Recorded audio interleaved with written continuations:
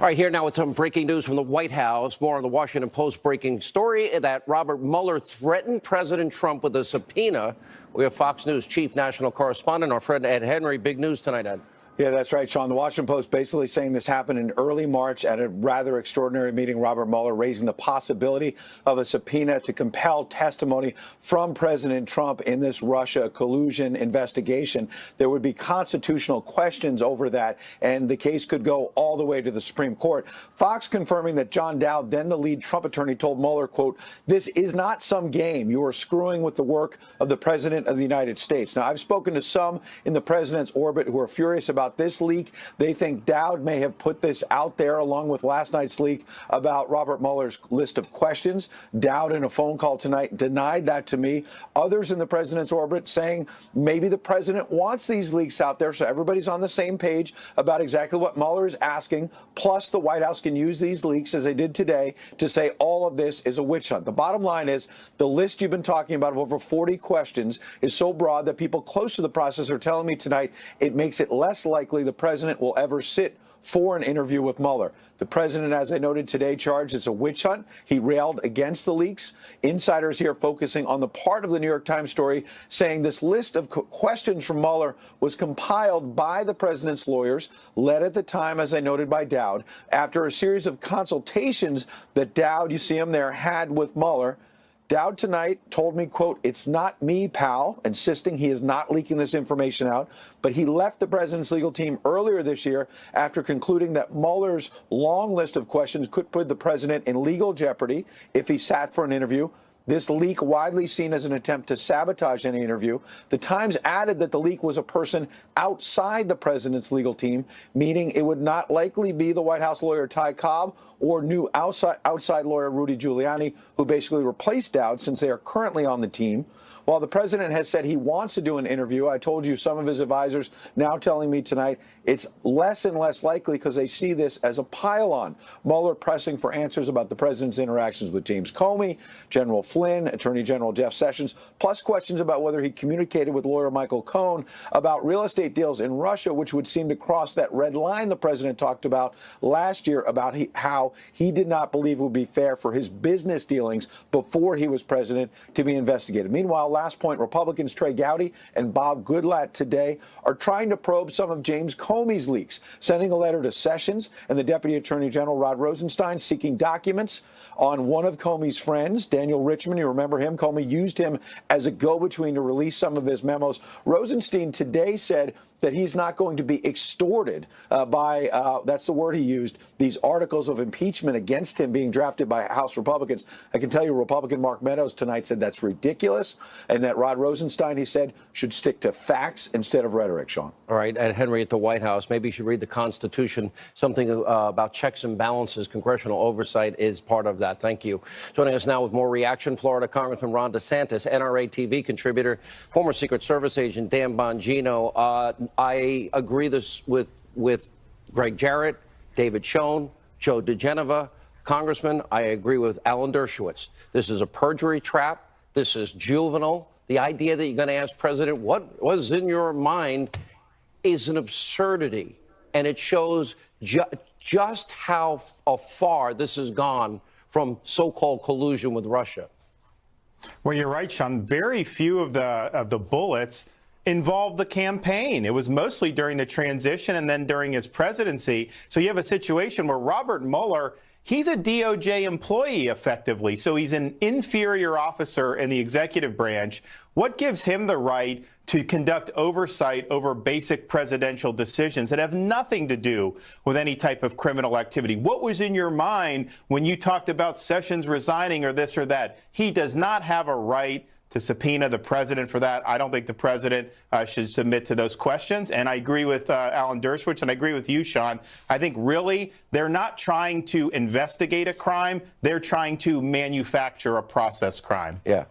Dan Bongino, no good lawyer in their right mind at this point, knowing what we know, knowing the abusively biased team like Weissman and company that was appointed by Mueller. Would any lawyer ever let this president go before this man at all? And the idea, the threats, he's threatening the president early in the process when they handed over and cooperated and never exerted executive privilege. Are you kidding me? Sean, do you see the danger in this? They are not investigating a crime here. They're investigating Donald Trump. There's a difference. What you do is, I was a former federal agent. What you do is you investigate a crime and you find people. You don't find people and then go find the crime. I read the questions, and Sean, these questions are very strategic. Notice how they're left open-ended. Now, Ron's a lawyer. He can tell you this, too. This is what you do when you interview people as a federal agent. You ask open-ended questions. No yes or no questions. Getting them to talk. Let them trap chat. them in a perjury trap. Exactly. Bingo. And Greg pointed this out, Congress. If there's one thing that deviates and you're on a witch hunt, there's no prosecutorial discretion. The only way it gets that is Hillary Clinton. She gets a rigged investigation. The Hillary standard is not going to apply for Donald Trump with Robert Mueller and his merry band of Democratic donors and people that withhold exculpatory evidence like Andrew Weissman. No, he's not going to. He will be under oath, unlike Hillary. He won't have a friend interviewing him like Hillary had. I mean, the double standard is so flagrant here. Do we have equal justice under the law, Congressman? Do we have equal application under the law or not in this country? Just think about just the fact that these questions are being generated. Was there a copious number of questions that were asked of Hillary in her FBI interview? That was a perfunctory thing. They had already decided not to bring charges. Comey wrote the memo 2 months before they even interviewed her. So the lack of zealousness there and then the overzealousness here, I think is very, very striking. And look, and it should be concerning to all of us. That's one of the biggest problems with this investigation is they've been trying to nail anything they can to the wall. And of course, you and I and Dan, we all watched the Hillary case where they didn't go after a bleach bit. They didn't go after Huma. They didn't go after any of it. And how does Rod Rosenstein be one person that signs off on a dossier mandated application to a FISA court when they are lying to the FISA judges? How does he not recuse himself? Where's Jeff Sessions saying, you never should have been in this? Get out. Sean, Rod Rosenstein was also the United States Attorney in Maryland on the Uranium One precursor case, the 10X case. This guy is so conflicted. How he hasn't recused himself or resigned at this point is amazing. He implicated himself tonight Carter Page when he said, serious consequences if there's false information in a FISA application. Well, he signed one that was not verified or corroborated, and Hillary paid for, and they never told the judge. He needs to get off this case like yesterday. All right. By the way, full disclosure, I do want Ron DeSantis to win and be the next governor. Unless you don't want me to endorse you, then I will take it back. Thanks. All right, guys. Thank you. When we come back, more breaking news. Wait till you see Roseanne Barr responding to critics upset with her for supporting President Trump. We got Waters versus Jessica Tarlow. That and more straight ahead.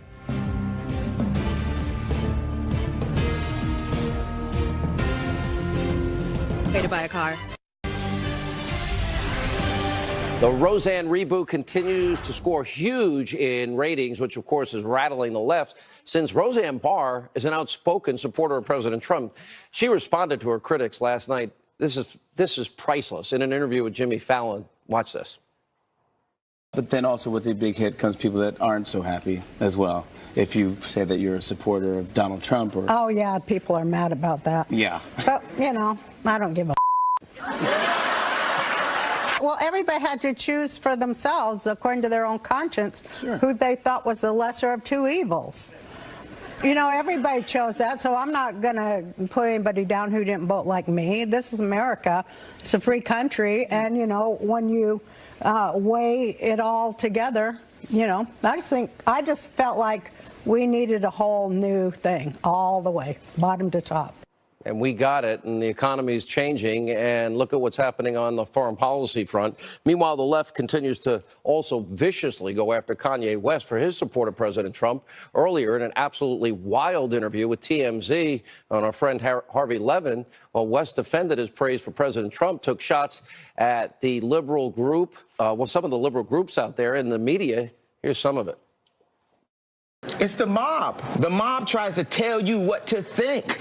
The mob tries to make all blacks be Democrats for food stamps and stuff. I've never been into politics. I just love Trump. That's my boy. It's like the media and the liberals and the echo chamber and all that is having the most sore loss of all time. We're gonna just keep putting out. It's like torture porn. We're going to keep showing you negative, negative, negative, negative, negative. And later in the interview, our friend Candace Owens, well, she joined Kanye. Take a look. In many ways, I feel the black community is going backwards, that we're literally going away from what Martin Luther King dreamed. He dreamed of a day where we wouldn't have these things and say, because I'm black, therefore I must think this. Because I'm black, therefore I have to subscribe to all of this. I defected from this mentality. I said, you know what? I'm not a victim, I'm a victor. And this became the most controversial thing on the internet. Donald Trump has not put forth a single policy that has harmed the black community. In fact, he's put forth many that have helped us. All right, joining us now, he has two shows. Not one, two. Co-host of The Five, host of Water's World, and you live in it. And Fox News contributor Jessica Tarlov. She's going to get you one of these weeks. Maybe tonight. It could be. According to my people, I'm undefeated, so. Okay, I get to decide. All right, I'm the judge and jury here. All right. Here's the thing. Newt Gingrich has nailed this. He said, at 10 o'clock on election night, 2016, a mass psychosis and traumatic event happened in the mind of liberals. They snapped. And every day since, they wake up hating Trump, hating Trump, hating. And look at North Korea. Look at what he's doing with his relationship with China and naked picture. Look at the economy. 14 states, lowest unemployment records. Lowest unemployment records for black Americans, Hispanic Americans, women in the workforce. Okay, these are all records. Can you just say maybe it's time to give the guy some credit? Some credit for some of these things. I give him credit for a lot of things today. Like I was talking about his role in what's going on with North Korea and South Korea, and I do understand why there's talk of him. Little Rocket Man came to the table. Yeah. I guess that he Would did. Crooked Hillary have brought Little Rocket Man to the table? I don't think so. I don't think that so. you can Would know that, Hillary and I think we need to know have what China defeated did. the ISIS caliphate? I don't think so. Would she have dropped the jobless rate to record Why don't you lows? want to talk about Trump? I don't think so. Let's not talk about Hillary, because she is not president, so we can talk about Say Trump. it again. What did you say? She's not what? He's winning. He's really doing well. He's suit. winning. I think it's the suit. Yeah, it is very nice. There are certainly achievements that he can speak for, and conservative judges as well, lowering regulations, all of that. But at the end of the day, his approval rating is not good. Excuse me. It's at the highest point it's ever been. Well, for him, he started in the gutter, so now he's at the just only like rating really that counts bad. is the one on the election day. Well, Remember let's that see what one? happens in 2018. I mean, special elections have favored Democrats across the board. We have where we haven't won, and we've won a lot of them. We lost by 6 points when he won that district by 20, and it's full of older white people. Older? Is there a problem with that? I love older white people, but they tend to favor Republicans. Let's not focus on race. Let's go back to what Candace Owens said about Martin Luther King. Not focusing on race. Let's go to people Candace on Owens. the content of their character, not the color of their skin. For instance, I don't want you to judge me as a tall, athletic, successful, white, straight male. I want you to judge me by the content of my character. Real? That's what Kanye You have lost your mind. Yeah. You have lost your mind. Did I win? You're getting close. He's on the edge of losing. You know what I like? I always say that. I hate Bill Maher. I don't hate him. I hate his show. I watch it occasionally, and I'm like, all right, who's the dumb conservative that showed up? There's no point. and I'm looking and I'm watching this. But here's the point. I want Bill Maher to have all the freedom to say everything he wants. Same with Jimmy Kimmel. Same with Stephen Colbert. Same with everybody over at Conspiracy TV, MSNBC, and Fake News CNN. How about we just follow Kanye's example, freedom of speech. Let's stop feigning outrage over words and let America have an open dialogue, because liberals won't allow that because they want to suppress conservative speech. I don't think that is the case. I am perfectly What's a boycott? fine. Name one liberal boycotted. I can name you 1,000. Who's boycotting Kanye Trump? Kanye Trump. Wait. Kanye West. Here's the moment of the interview. I hate to say it. Kanye's getting death Checkmate. threats. It's over. No, Kanye West is getting death threats. Why? Because he just wants to make America great Kanye again. West is getting death threats That because he shouldn't has be a death no sentence. basic grasp of history. If you look at the text messages between him and John Legend, who had to explain to him about the Southern strategy, for instance. Why are you trying to keep Kanye down? What? That's not very nice of you. You should be celebrating diversity of thought. He doesn't. Liberals It's not say about they love diversity, of thought. but not diversity of He opinion. doesn't understand basic history. Wow. What? That is very rude of you. But it's Maybe true. he just has a different understanding, Jessica. But it's not. There have to be facts in this Isn't there world. room in the Democratic Party for diversity There are of no thought? alternative facts. There are facts. Listen, Kanye is a brilliant thinker. And for you to say agree that when he should he's- shut up, I didn't. I think is disrespectful to Kanye let me as an tell you- artist and as an American. I just say let every person express their views, and the public will decide. The public. But that is what's happening. That's why they voted for Trump over Hillary. And that's why Roseanne Barr, I loved it. She said, too bad, in a different way. Yeah, but that's All right, I also have the fine. winner. Well, can I make my Roseanne point? Because I have a feeling I'm not I the love winner, and I Roseanne. might get it. I enjoy her show very much, but Roseanne Barr's character there is not actually portraying a Trump conservative. She's pro-gay marriage. She's extremely liberal on So what? social issues. But that's not who the Trump voter I'm is. There libertarian. was a Are you new. libertarian? I don't care what people. No, he's like, no. I don't know what I am, Sean. I'm a free thinker. Okay. All right. Whose world is it? Kanye Trump kind of lost it for you. You were Why? doing good up to that. What's wrong with that? You should like that. It's his world. You're living in it. All right. When we come back, explosive new information on Iran's secret nuclear program exposed by Israeli Prime Minister Benjamin Netanyahu. Daniel Hoffman, straight ahead.